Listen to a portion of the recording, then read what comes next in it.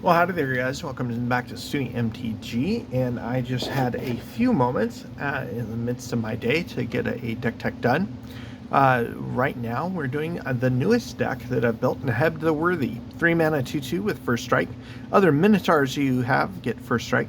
And as long as you have one or fewer cards in your hand, Minotaurs get +2/+0. And whenever it deals combat damage to a player, each player discards a card.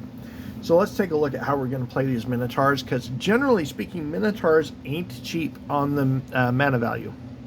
So we've got Soul Ring, Charcoal Diamond, Fire Diamond, Arcane Signet, Rakdos Signet, Talisman of Indulgence, Rakdos Locket, Rakdos Key Rune, and there's 2 more artifacts in the deck to help us play our Minotaurs. We've got Icon of Ancestry and Vanquisher's Banner. Take a look at the few enchantments that we have to buff up our Minotaurs. We've got Emblem of the Warmind to give our creatures haste. We've got Goblin Oriflame to give them a little bit of a buff, +1/+0.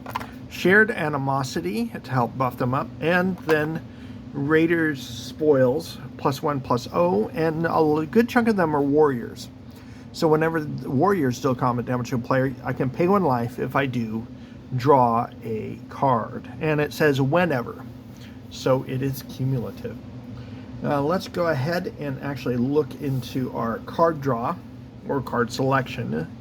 We've got Faithless Looting, Thrill of Possibility, Tormenting Voice, Sign in Blood, Wild Guess, Cathartic Reunion, and 1 tutor with Diabolic Tutor. We have a few buffs,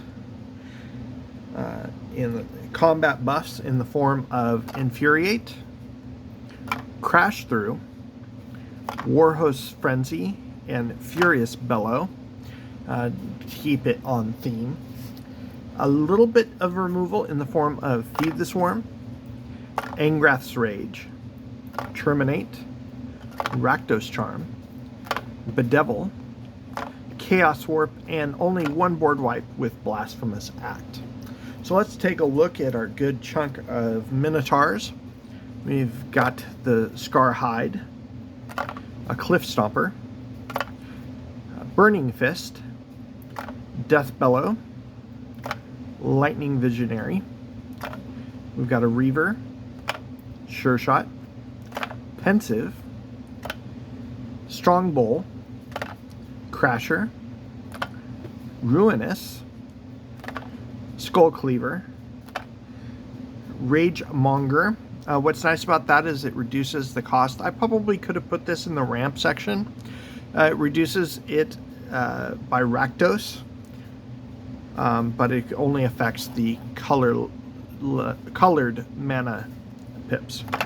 We've got a Putrefier, Soul Reaper, Fanatic of Mongoose is great. A good chunk of our pips on the board are going to be red.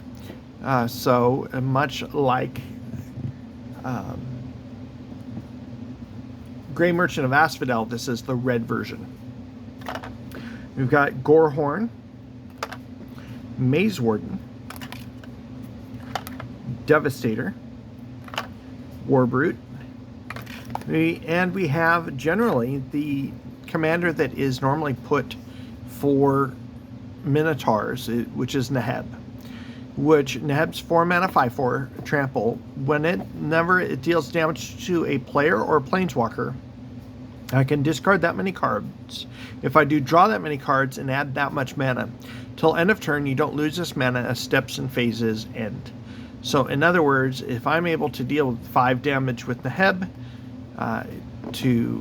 hopefully I've got 5 in my hand, I discard those, draw them, and I get 5 mana to spend in the next main phase.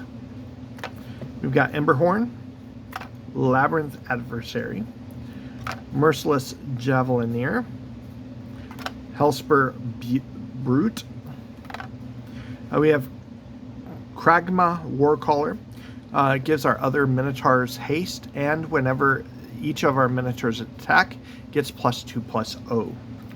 We've got a Shaman, and lastly for the creatures, a big fat fatty in a 7 mana 6/2 with first strike and haste. On to our non-basic lands, and since I just sleeved these, there's a boatload of air. We've got some MDFCs with Coombe Teeth and Khazul's Cliffs.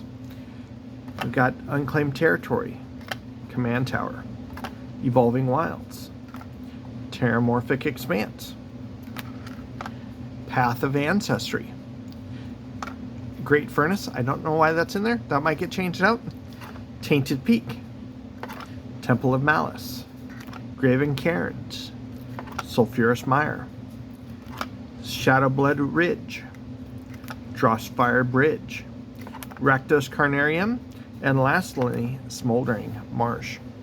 Well, this has been Minotaur Tribal.